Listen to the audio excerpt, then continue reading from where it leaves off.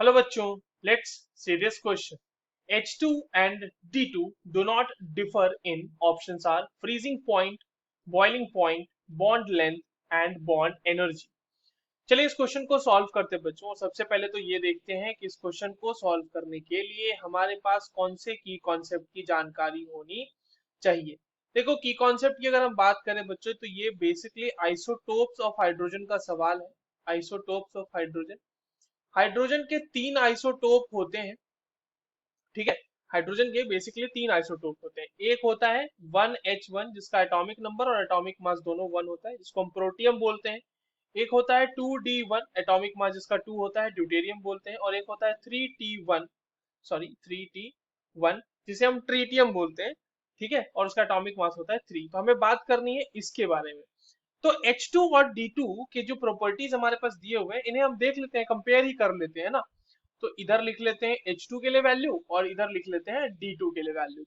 अब देखिए, जो सबसे पहला ऑप्शन है बच्चों वो हमारा क्या है, फ्रीजिंग पॉइंट. ठीक है.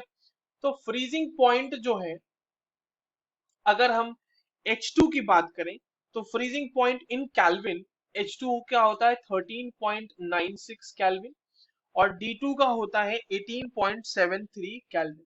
ठीक है. 73 कैल्विन.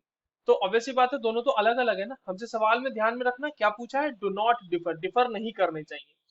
दूसरा आते हैं, दूसरा हमसे पूछा गया है बॉइलिंग पॉइंट. अब देखो, बॉइलिंग पॉइंट तो बहुत ही ऑब्वियस सी चीज है, क्योंकि D2 का मास H2 से कंपैरिजन में ज्यादा होगा तो ऑब्वियस सी बात है कि उसका बॉइलिंग पॉइंट भी ज्यादा होगा, because boiling point is directly proportional to molecular मास.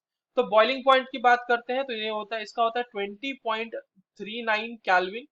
और अगर हम D2 की बात करें तो वो होता है 23.67 kelvin. Now coming to bond energy या बॉन्ड लेंथ की बात कर लेते हैं. चलिए बॉन्ड लेंथ की बात कर लेते हैं. तो बॉन्ड लेंथ जो होता है बच्चों H2 और D2 के केस में सरप्राइजिंगली दोनों सेम होते हैं. और ये होता है 74.14 पिकोमीटर और ये भी होता है 74.14 पिकोमीटर. ठीक है. और अगर हम बॉन्ड एनर्जी की बात करें तो बॉन्ड एनर्जी दोनों के लिए अलग अलग होते हैं.